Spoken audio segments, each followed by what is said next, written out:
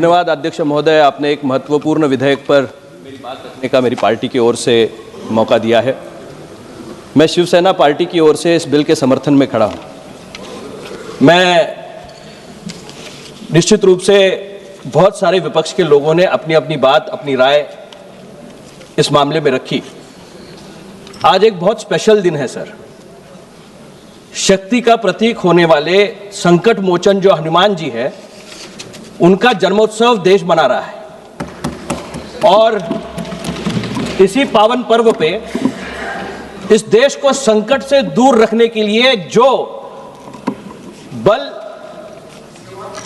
देश की भूमि पे कार्यरत है, एक अंतर्गत कवच के रूप में, उस कवच को और प्रभावी करने के लिए जैसे हनुमान जी संजीवनी बूटी लेके आए थे और मूर्छित पड़े हुए लक्ष्मण जी को वापस चेतना दी थी, उसी प्रकार आज इस बिल के वजह से और ताकत इस ढांचे को मिलने के लिए सम्माननीय अमित जी शाह और मोदी साहब ये बिल यहां संसद में लाए हैं।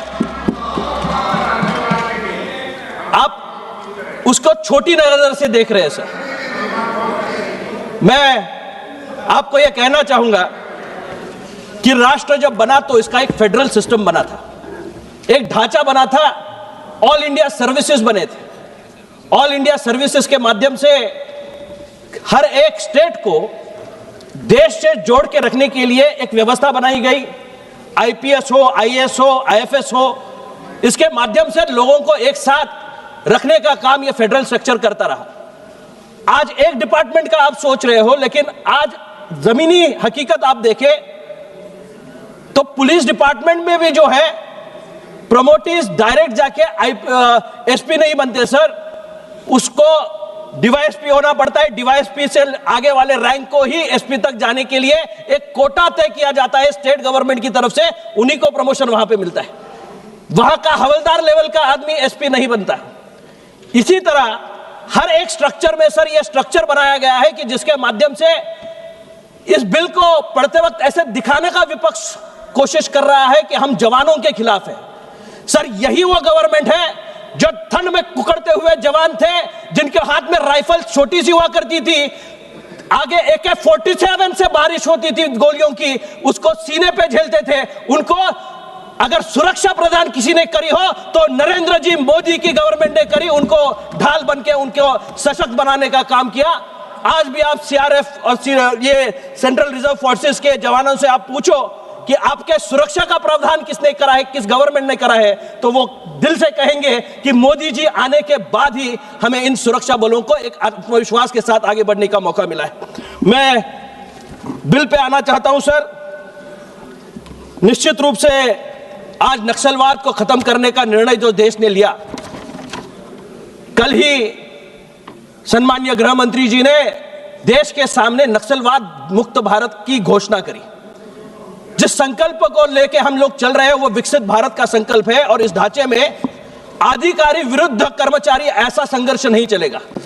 इसी डिपार्टमेंट में आज ये दोगली राजनीति करने की कोशिश कर रहे हैं। लोगों के मन में जो सेंट्रल रिजर्व फोर्स है उसके मन में बीज डालने की कोशिश कर रहे हैं कि इसके आपके खिलाफ गवर्नमेंट काम कर रही है। 16,000 घर सीआरएफ के जवानों को देने का काम इस गवर्नमेंट ने किया। उनकी सुरक्षा का काम नहीं, उनके घर वालों की सुरक्षा का भी काम ये गवर्नमेंट कर रही है। मैं जिस राज्य से आता हूं सर, वो शिवाजी महाराज की भूमि है। शिवाजी महाराज ने मुगलों के साथ संघर्ष किया, तो लेकिन उसके साथ जो सैनिक जुड़े हुए थे वो अपने प्राणों की आहुति देने के लिए क्यों तैयार हुए? क्योंकि वो जानते थे अगर मेरे प्राणों को कुछ हुआ तो मेरी परिवार की रक्षा के लिए शिव छत्रपति है, वो कभी किसी भी तरीके से अपने परिवार को नहीं देने देंगे। आज भी ये गवर्नमेंट पे एक विश्वास है, सेंट्रल रिजर्व फोर्सेस का, सारे यहाँ जो आर्म फोर्सेस है उनका विश्वास है कि ये गवर्नमेंट उनके सुरक्षा के लिए योग्य प्रावधान करेगी, उनके हेल्थ के लिए योग्य प्रावधान करेगी और उस तरीके से आज गवर्नमेंट इस तरीके का निर्णय लेके आगे बढ़ रही है।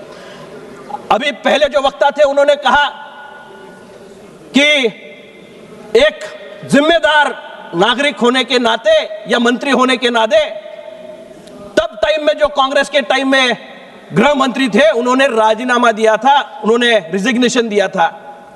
मैं ये सूचित करना चाहूंगा, उन्होंने राजीनामा जो दिया था वो जिम्मेदारी लेते हुए नहीं किया था, कपड़े बदल रहे थे सर।